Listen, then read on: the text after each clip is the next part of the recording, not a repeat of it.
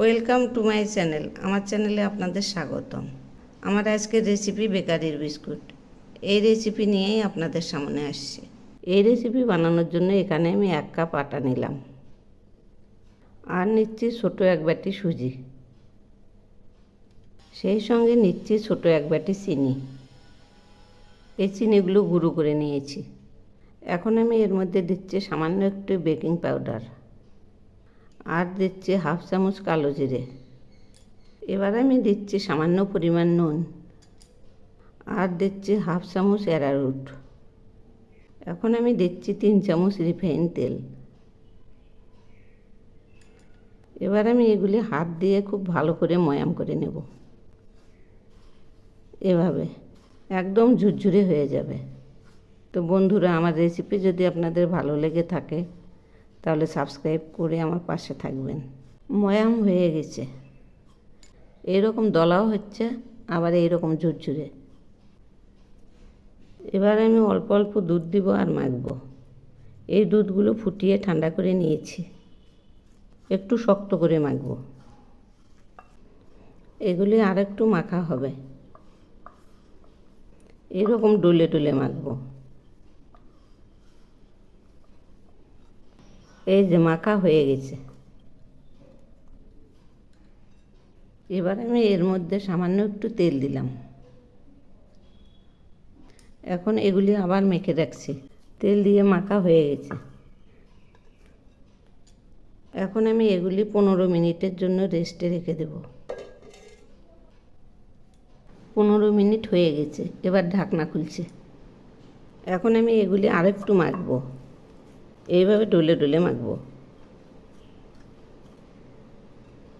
এবার আমি এগুলি রুটি সেঁকতের উপরে নিলাম। এগুলি আবার একটু মাখছি, একদম মোলায়েম হয়ে যাবে। এই যে এইরকম হয়েছে।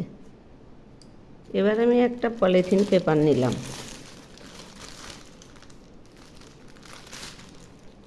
এর উপরে ডোটা রাখলাম, এটা দিয়ে মুড়ে দিলাম।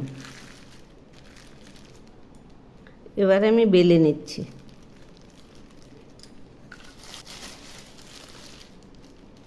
এইভাবে একটু মোটা করে বেলে নেব।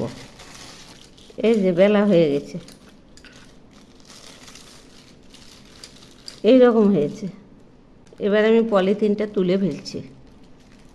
এই যে দেখুন, থিকনেসটা এইরকম হবে।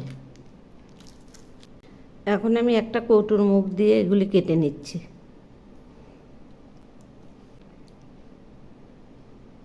এভাবেই পুরোটা কেটে নেব।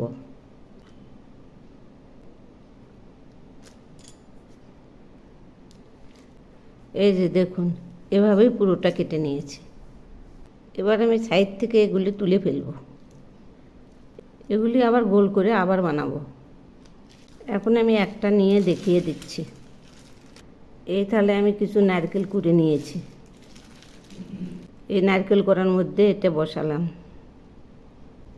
এরকম চেপে দিলাম। এইরকম হয়েছে। এবার আমি এই কাগজটা দিয়ে চেপে দিচ্ছি।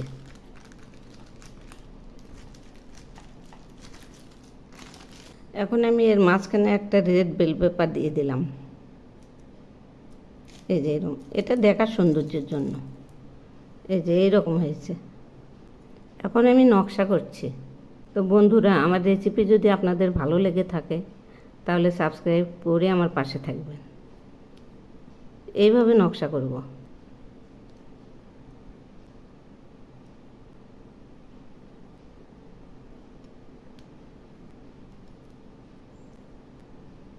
এই যে দেখুন, এরকম হয়েছে। এভাবেই আমি সবগুলো বানাবো। সব বিস্কুটগুলো এভাবেই বানিয়ে নিয়েছি। এবার আমি কড়াই বসিয়েছি। কড়াইয়ে তেল দিলাম। তেল গরম হয়েছে। এখন আমি বিস্কুটগুলো ছেড়ে দিচ্ছি। একটু নেড়ে দিচ্ছি।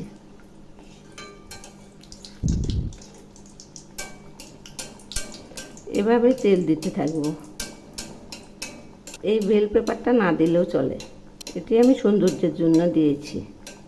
দেখুন আস্তে আস্তে ফুলে উঠছে। এগুলি ভাজা হয়েছে, এখন আমি নামাবো। এবার আমি এগুলি নামিয়ে নিচ্ছি। এই যে দেখুন কত সুন্দর হয়েছে। এভাবেই আমি সবগুলো ভেজে নেব। এই যে বিস্কুটগুলো সব ভেজে নামিয়েছি, দেখুন কি দারুণ হয়েছে। একবার এভাবে বানিয়ে খেয়ে দেখুন, অপূর্ব স্বাদ। একটা আপনাদের ভেঙে দেখাচ্ছি। এই যে দেখুন, দেখুন একদম খাস্তা, ভেতরটা একদম ফাঁপা আর মুচমুচে। এই যে